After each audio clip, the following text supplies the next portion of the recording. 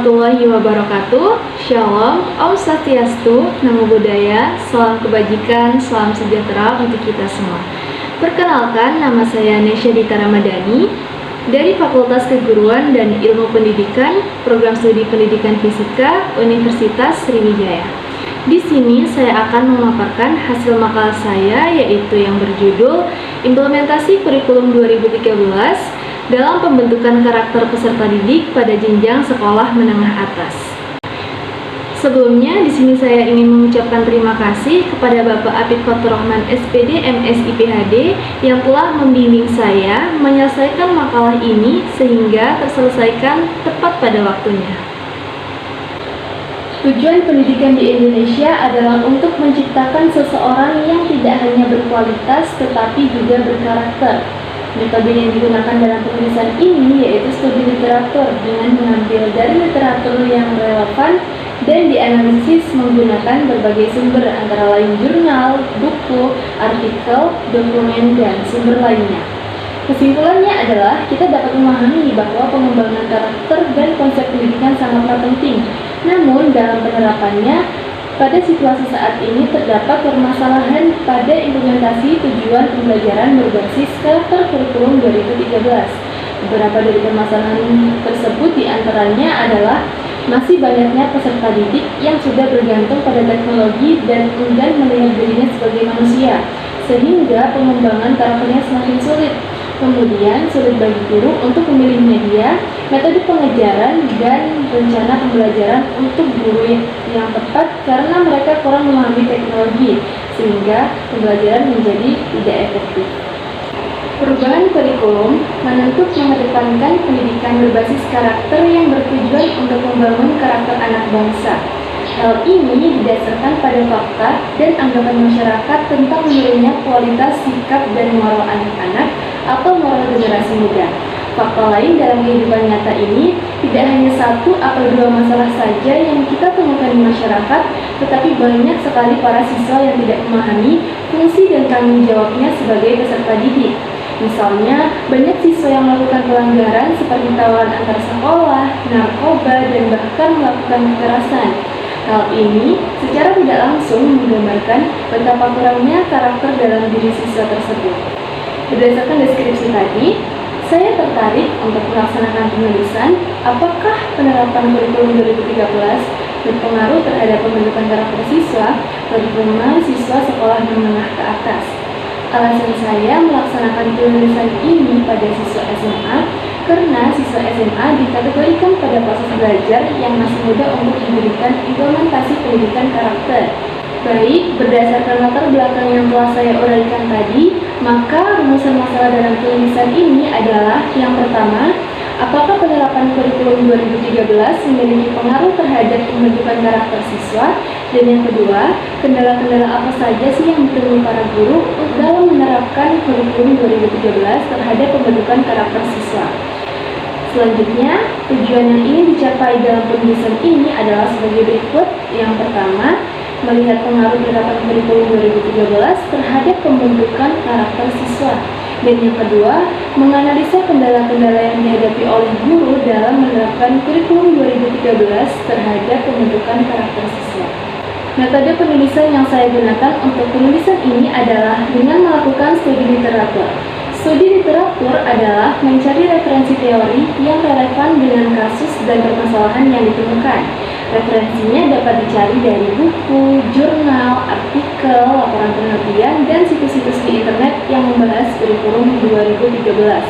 Data yang didapat dari studi literatur ini akan digunakan sebagai acuan untuk penulisan makalah ini. Selanjutnya ada 5 poin yang akan saya bahas, yaitu yang pertama, kriteria pembelajaran dalam kurikulum 2013.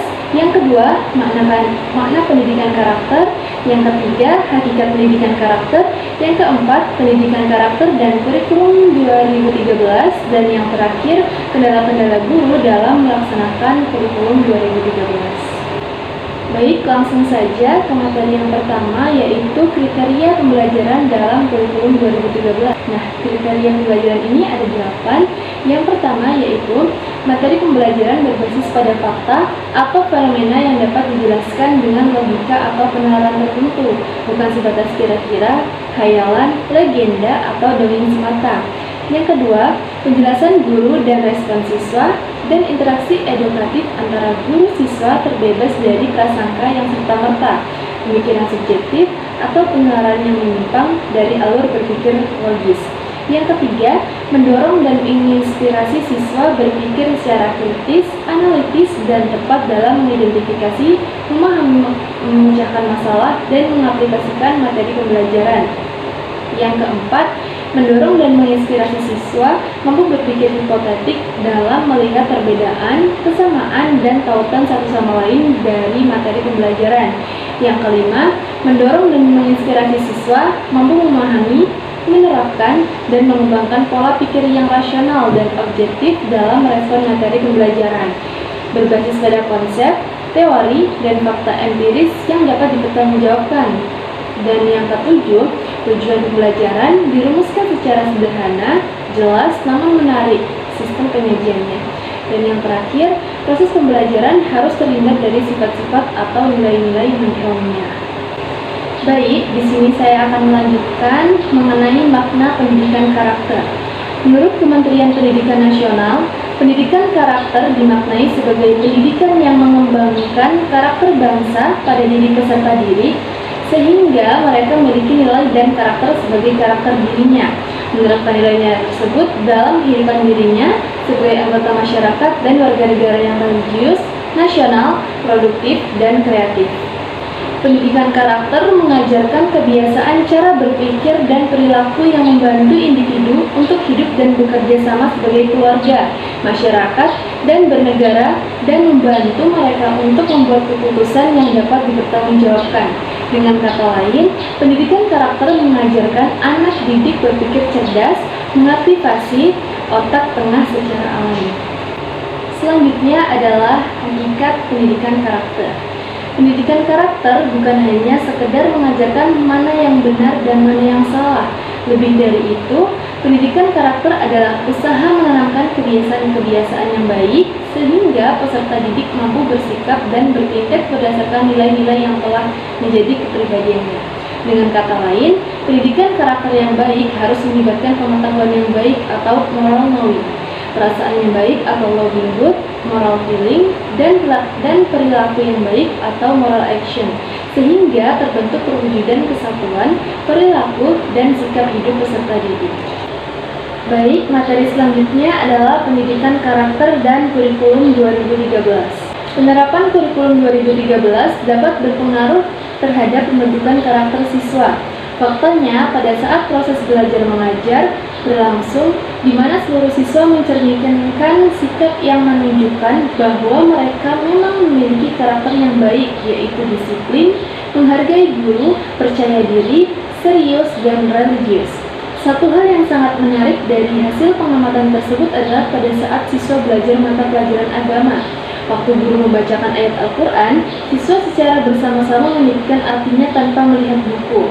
Fakta tersebut dapat mendukung apa yang dikatakan oleh Kementerian Pendidikan Nasional, bahwa pendidikan karakter dimaknai sebagai pendidikan yang mengembangkan karakter bangsa pada diri peserta didik, sehingga mereka memiliki nilai dan karakter sebagai karakter dirinya, menerapkan nilai-nilai tersebut dalam kehidupan dirinya sebagai anggota masyarakat dan warga negara yang religius, nasionalis, produktif, dan kreatif.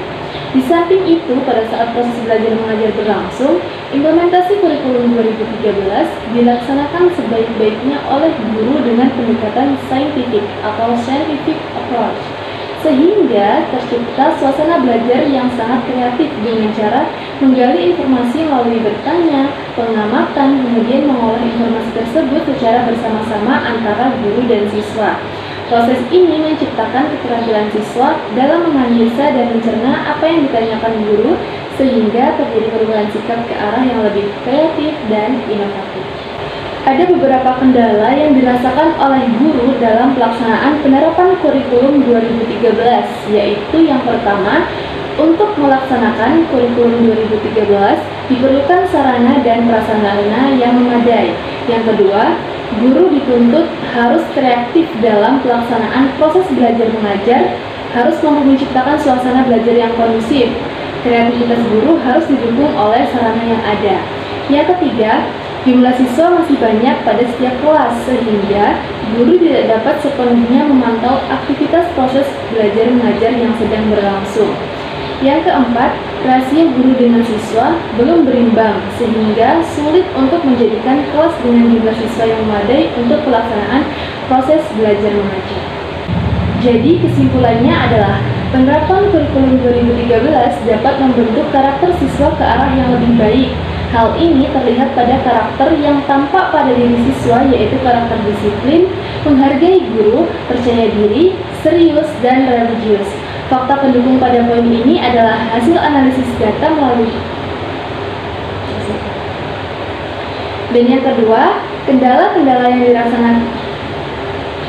Kemudian, untuk kendala-kendala yang dirasakan oleh guru adalah belum memadainya sarana dan prasarana untuk menunjang kegiatan belajar mengajar, sehingga menghambat kreativitas yang sudah dipersiapkan. Di samping itu, ada juga kendala jumlah siswa yang tidak sesuai dengan jumlah yang ideal, sehingga menghambat pemantauan guru dalam proses belajar mengajar. Baiklah, mungkin itu saja yang dapat saya sampaikan. Semoga teman-teman sekalian dapat memahami isi makalah yang saya buat. Saya akhiri. Wassalamualaikum warahmatullahi wabarakatuh.